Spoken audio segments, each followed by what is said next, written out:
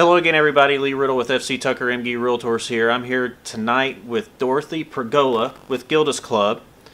And this is actually my first nonprofit interview that I'm doing here to provide to you guys and help teach you more things about the community. But, you know, Dorothy and I have been talking, shoot, us before Christmas probably, that we first talked about doing a video. And I said, yeah, I'd be thrilled to death to do a video and help get educated on everything that they do here as far as people who have cancer or have survived cancer or people that are involved with cancer with loved ones in any way. And Dorothy, I appreciate you coming out and appreciate your time here on a late night. But hopefully it's worth it, and I know the video will turn out great. But Gilda's Club, what do you guys do here? Well, you know, we are cancer support and social connections. I think is the easiest way to really talk about what we do. When someone gets a diagnosis of cancer, there's just a lot that they don't know, and sometimes meeting somebody who has already gone through it can be great. Your family always comes around. Well, not always, but hopefully your family comes around. But it can be limited in their experience. You know, some people will think, well, I have, cancers. My mother had cancer. My father had cancer, and now I have it. And that happens a lot. We know that. But things are different now. What your parents may have experienced now, treatments are different, thank heavens. So what we try to do is we provide a space where people can just come in, they can talk about what's on their mind, they can find other people who understand, they can get resources, they can learn more about what the new advances are, how have things changed, what's going on now, what do some of these things that my doctor has been talking about and I didn't want to say anything, what do they mean? We have the people here that know that because everyone that comes in here has been impacted by cancer. It's a treasure trove of information. We have people that are always coming in and they'll say, I have a really rare cancer. And a lot of people have really rare cancers. If we limited the people that we tried to gain resource or information from simply to what kind of cancer they had,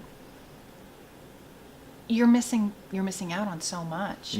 Because for some people it's really not about the cancer at all. It's about, what's this disruption going to be in my life? How am I going to deal with it? I'm a cancer survivor myself, and there wasn't anybody in my husband's life to talk about, what do I do when my wife has cancer? What should I expect?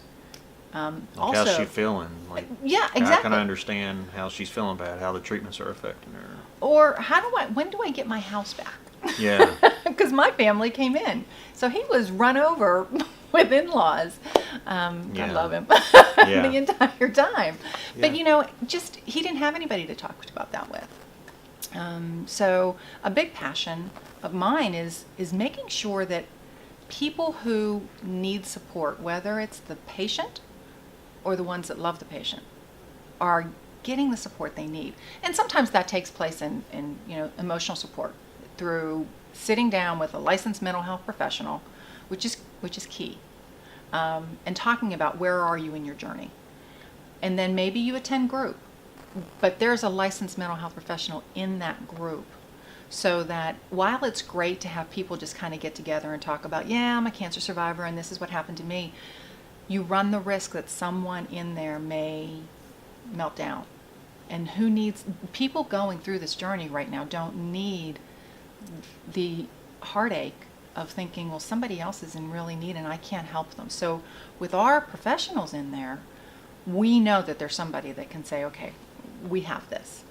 But it's not just all sitting around talking about woe is me, or this is the bad thing that's happening. A lot of times it's celebration. People don't always understand that it's a big deal to pass a milestone. It's 2.5 years. Doesn't sound like a regular anniversary, but it's a milestone. Or it's 4 years. Sometimes it's, I can eat and I taste food again. Again, those are things that a cancer survivor may feel But the people that have been supporting them don't really appreciate just how big of a deal it is. They just don't understand. No. Yeah. And so we have people here. So we do hold a lot of hands. Yeah. And there's a lot of tears, but there's a lot of laughter. Oh my goodness. There's times that you come in here and I'll be on the phone and it's kind of like, what's that noise? Oh, that's just a whole bunch of people over in the little resource room right there playing clabber, and they're just having the best old time. You know, there was one woman that came in and she had been doing some support groups, and somebody said, you know, we didn't see you. We didn't know where you were. And she said, oh yeah, well, I was supposed to be dead by now. And they laughed and they hugged, and that's how they dealt with it. You can't really say that to a lot of people, but you can here. But it's not just about, you know, the groups either. Sometimes we had a woman that called in one day and she needed to get to an out-of-town appointment. She was just like you and I. She normally drove herself. It just so happened that her family was not available. She had to get to this appointment, but she couldn't drive. She didn't know what resources were available to her. Well, we were fortunate through the networking that we do. Yeah. I knew somebody that might be able to help her. Yeah. So I called them, said I was from Gilda's Club, said we had a member that needed something, and they went above and beyond to make sure that she got to her appointment. Great. And so those are resources that people don't even know that they'll need, that we can help them with. You know, wigs. Where do I go for, I need some meals that, or for a special diet. You know, what am I going to do with my dog if I can't take care of it for right now? Yeah. With networking, like we do, not everybody does that. No. You know? So because of what we do, we're able to answer so many of those questions that are kind of specific to the fact that cancers cause a disruption. That's great. And the networking she's talking about is with, well, we know each other from the Chamber of Commerce, and I can't speak highly enough about that. So, I mean, if you're a business person out there that hasn't been involved with the chamber, you need to get involved. I'm a family member or I'm a patient, comes to the door, just knows that I just know, for example, that you all exist. Right. I've hit rock bottom. You know, I need somebody to talk to. When I come through that door, what happens? Like, who do I talk to? Well, one of the greatest things is if you walk through that door and if somebody's sitting there, and there usually is during the week, it's a volunteer. And you know why that's great? Because you know how whenever you're sitting at work and sometimes you just have a bad day, and you don't mean to sound like you're having a bad day. Sure. Our volunteers don't. If they're here, they're not having a bad day. They want to be here. So you're always greeted by somebody who has a very warm smile. If it's an emergency, which sometimes we have that happen, we usually will just take them into a one room. We listen to them. We call in one of our program team, and you know, we just sit down and talk to them and figure out where they're coming from. Usually, if it's a lot of people, it is a crisis. Some people get the opportunity to digest everything and they call us and they say, I just got the diagnosis, and they make an appointment. And so they make an appointment. They're seen by one of our licensed mental health professionals. We go through where they are in their journey, and they become a member. And there's no charge to that. But what that does is then we know where that person is. Is it something that they would benefit from doing group group sessions, or do they need one-on-one sessions? Maybe they're not interested in group at all. Even with all of my journey, I didn't really want to do that, but I would have benefited from attending some of the social events, because then I would have met people who were, and it would have been a safe place. You know, you don't think about it, but it was really odd being, I lost my hair, I lost my eyelashes, and lost my eyebrows. So even though I had a wig, I just felt very artificial. And I didn't like to go out with my family because I felt like people were looking at me. And they probably were, because I looked different. But here, you know, we're used to that. Yeah, right. So, you know. You mentioned the room. So So what kind of rooms do you have? I mean, I know we got a few rooms around here, and Right. you know, you got a big like recreational kitchen. area and Yeah. kitchen. I mean, that kitchen's awesome in there. Yeah. What do they provide? So in the rooms we have on Tuesdays right now in our schedule, we have those living with cancer who will sit down and they'll talk, like I Okay. said, with a licensed mental health professional. And Yeah. these are people, men and women, who are living with cancer diagnosis right now.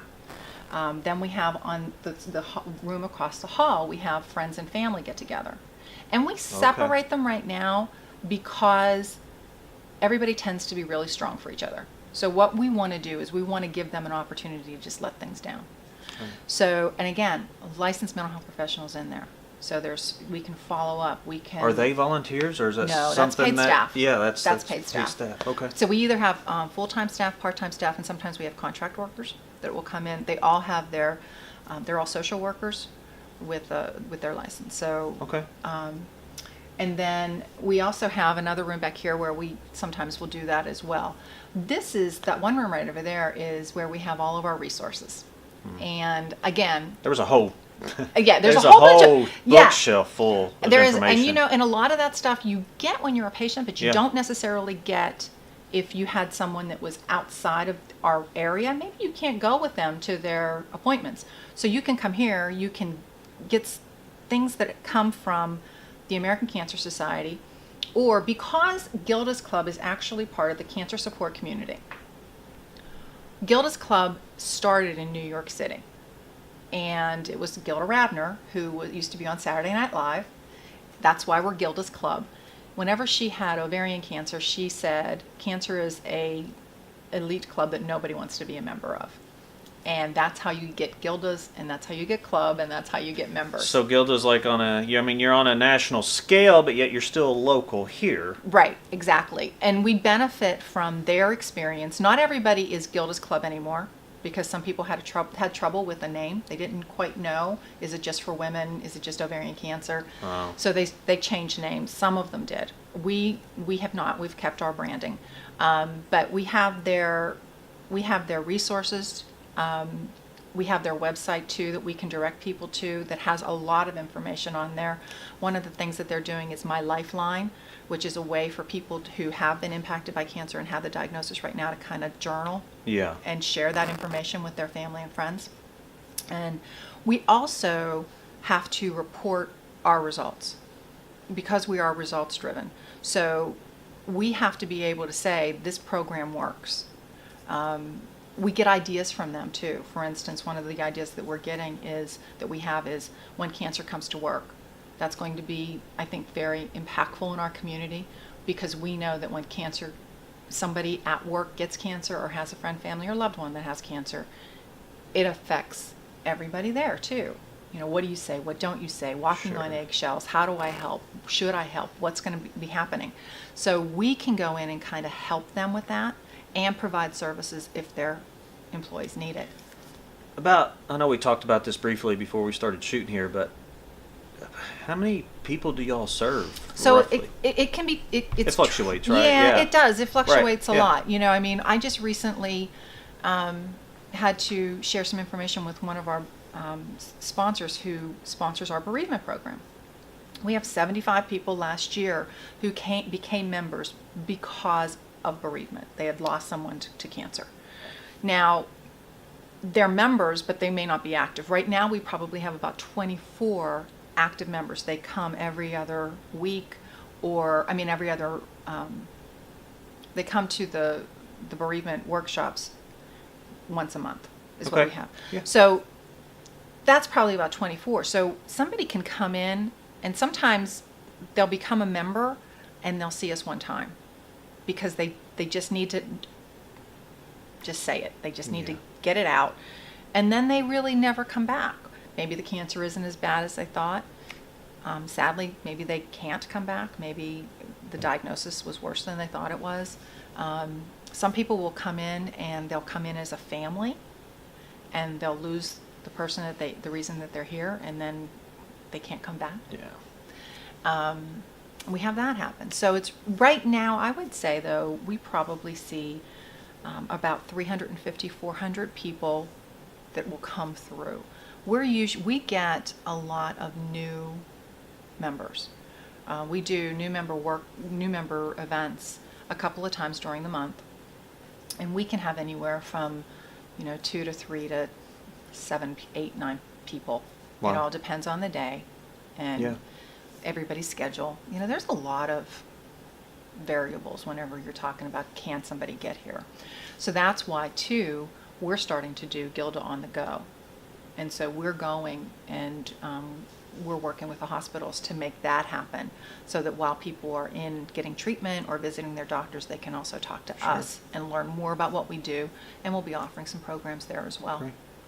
Now you were talking about the rare different types of rare cancers, and some people might think, oh man, am I the only one that has that? Right. And then you guys got this board or up here, and it's pretty cool looking.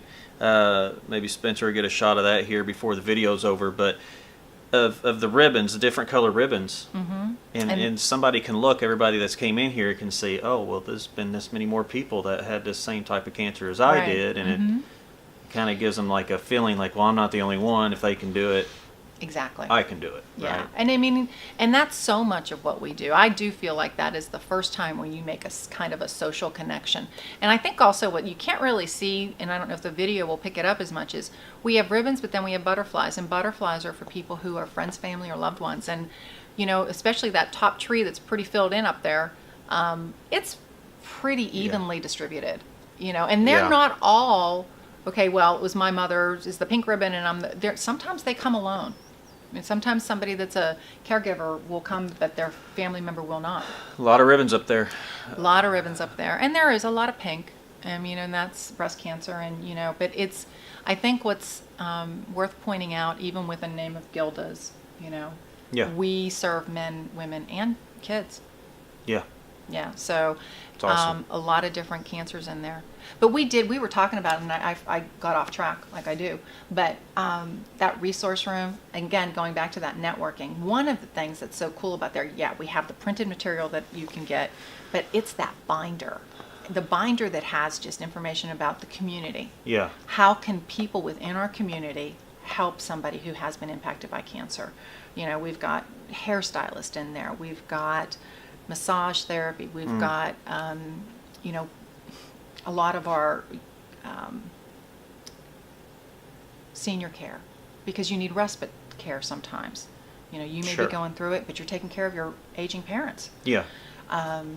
There's just if somebody comes in there and they say, I have this problem, there's more of us with connections that we can call and try to help them find a way to we don't offer anything when it comes to financials, but we do know organizations that do. Right, you got the resources to be able to refer them to the right people to help them out with that. Exactly. And speaking of financials, I mean, you guys are a nonprofit.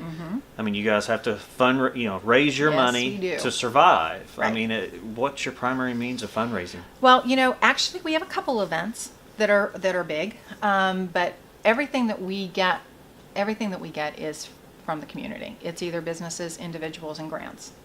And we've been blessed to be able to get some nice grants, and we have, support of the hospitals have been able to support us some, but I would have to say the largest part of it is probably corporations who are helping us.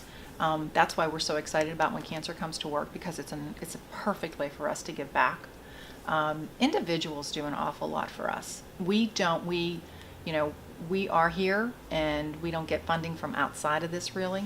We're pretty we're local. Like, we don't get anything from the affiliate. So, but we have some great events. One is Survivor Day, which is June 3rd of this year, and it is a celebration. There's a video on our website of just what we had happening that day, and it's different from what we've seen. People did obstacle courses, and we did a truck pull with all of the survivors. That was that's cool. It was a lot of fun. A truck pull, man. The survivors pulled a truck. I'm in on that. Yeah. Survivors pulled a truck, and right. And it was funny because even that, when we were walking over, I had some survivors next to me, and they're like, what are you thinking? We're not going to be able to pull this truck. And I said, we are. And I said, and just like whenever we heard you have cancer, we wondered, can I do this? We can, and we had our friends and family along the other side, and if we couldn't, they were going to jump in and help us. That truck was going to move. Yeah, exactly. But that event helps us raise a lot of money because we've got sponsors that, companies that want to show their employees, their customers, their clients, that they're celebrating the fact that they are survivors. And in doing that and raising money for us at the same time, it's truly an amazing day. And then the other day that we have is Rise for a Cause, which it's all individual based. People will get their companies to support, but we invite a lot of people to come together and just kind of say how much, here's what we do, how much can you help us? That's right. And it's a great way to do it. Well, Dorothy, I really appreciate the time and the opportunity. Hopefully this you. helps everybody understand a little bit more about what they do here. It's a great thing. They're located just east of Green River Road on Vogel. Okay, so if you want to find them, that's where they're located at. And again, I appreciate it. Thank you. Hopefully it helps educate everybody out there, help get you a little bit more awareness, and Wonderful. And maybe help somebody out there that's looking for something like this. So Thanks a lot. until next time, guys, I appreciate you tuning in, and talk to you soon. Thanks.